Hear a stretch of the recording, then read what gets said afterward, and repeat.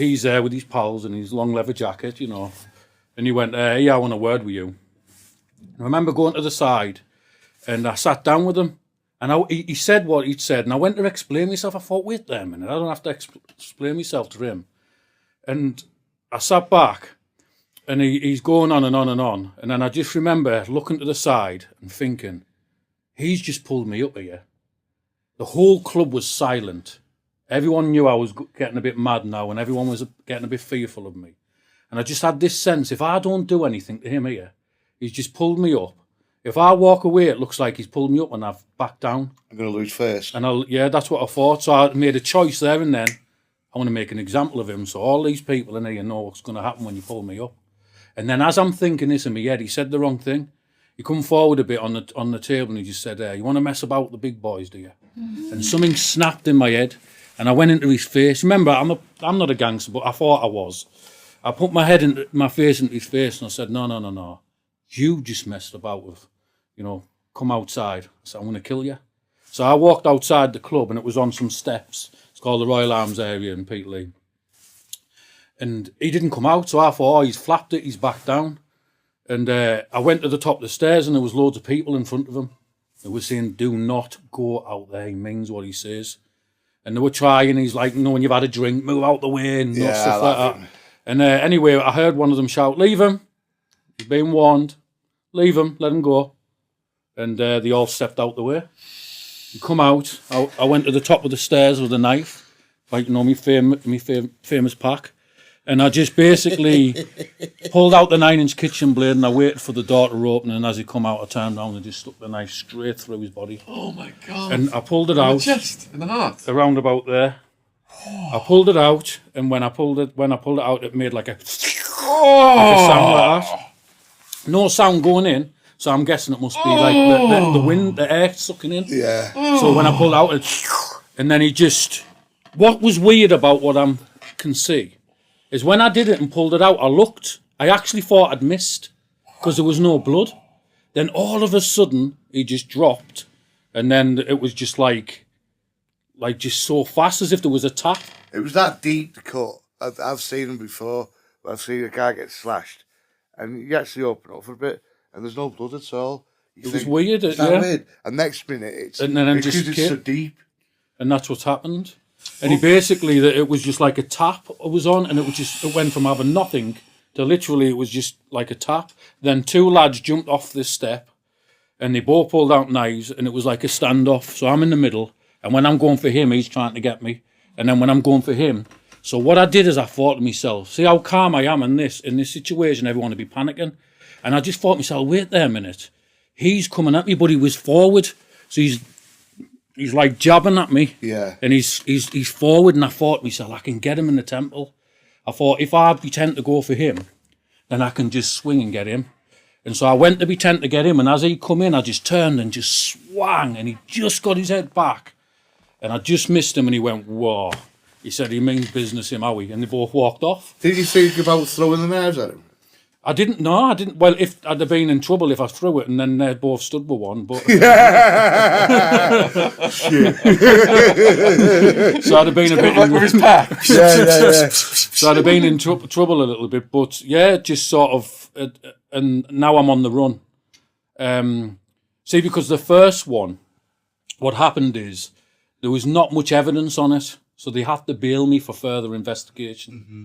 So they bailed me on a further investigation, which shocked me. But sometimes I think the police just want you to get lifed off, and they know you're going to. So like, yeah, get him out again. Go on, he's going to do something. And might be my paranoia. What was your bail on the first one? The bail was attempted murder. I mean, how much do you have to pay to get out of the bail? Oh, you don't. You don't. Not in this country. Just let you out on attempted murder. Yeah. No, it's due to lack of evidence. Of there was no evidence at the time. There wasn't much evidence. They've got to build up for the Crown Court. Right. Yeah. And they're hoping you'll do something else to make. Well, that's what I'm guessing. But what happened was so then I'm bailed on that one, and while I'm on bail for that one, this happened, and now they're like blocking estates off and raiding people's houses who I don't even know, and then the people who I do know, they went to a different area, come in with the not guns, like dogs and the riot gear and all that, went straight to the pictures of me, smashed the pictures out and took the photos.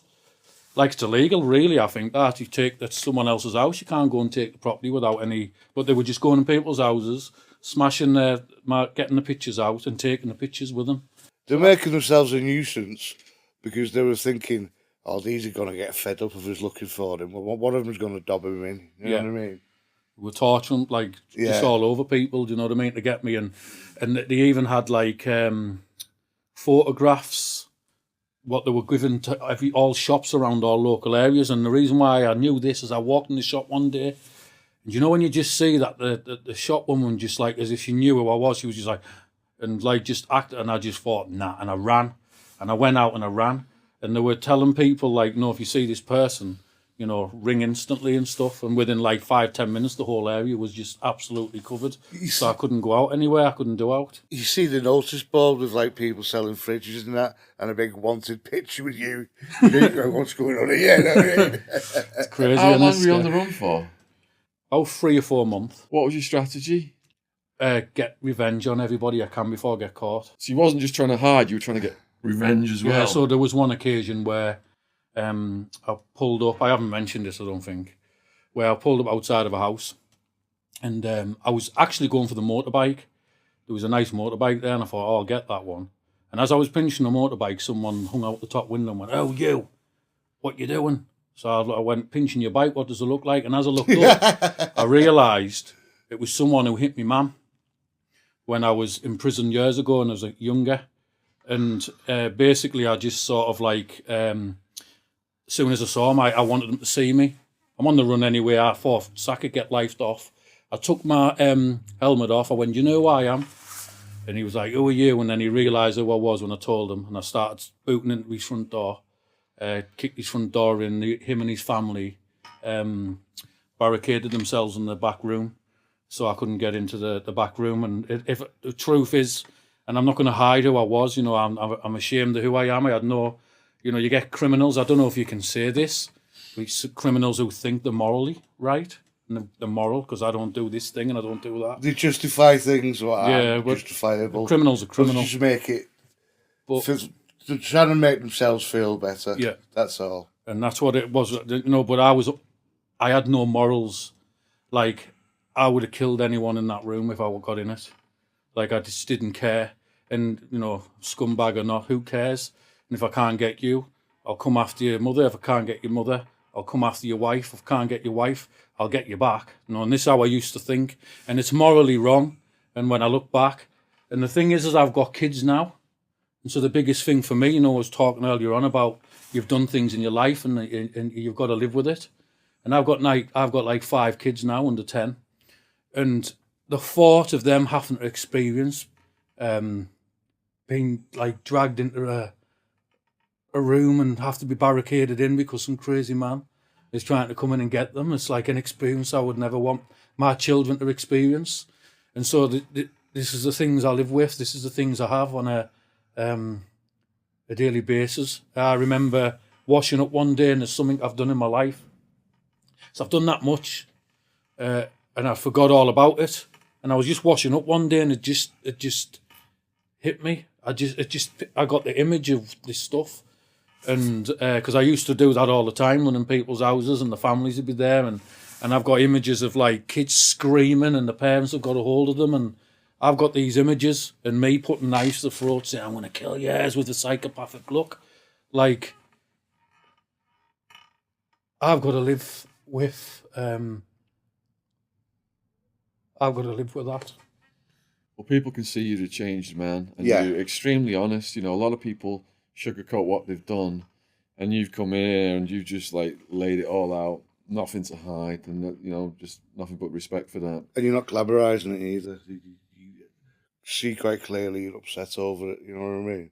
Respect that, though, man. And you've told the young people this is what happens when you get into that knife game, and don't do it basically as well. So otherwise, the real man will come and get you with a fucking lot, Gordon Ramsay's fucking style.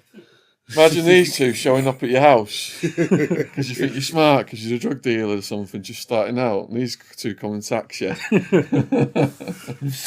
All right, so you're in the house. They've barricaded themselves in. do you try and get through the barricade, or you just get out there? I try to get in, and then obviously you've got a time limit for the bobbies there. Yeah. I'm on the run anyway. As soon as my name's mentioned, they'll be everywhere. Did you get at least the key for the motorbike? Yeah, I didn't get the bike. I just jumped on the one I had and done one. Yeah. And then I just went on an absolute. Do you know when you give up on life and you think, you know what, I'm going to jail for a long time, sack it. If I get life, I get life. And I just started. So there was and I was horrible to my pals as well. I was taxing me, like going to my mates' houses and just saying, "Oh, how much is there on the side?" And it'd be like a couple of grand, and I'd be like, "Right, thank you." "Oh, we man, we met them." "Shut up, bang."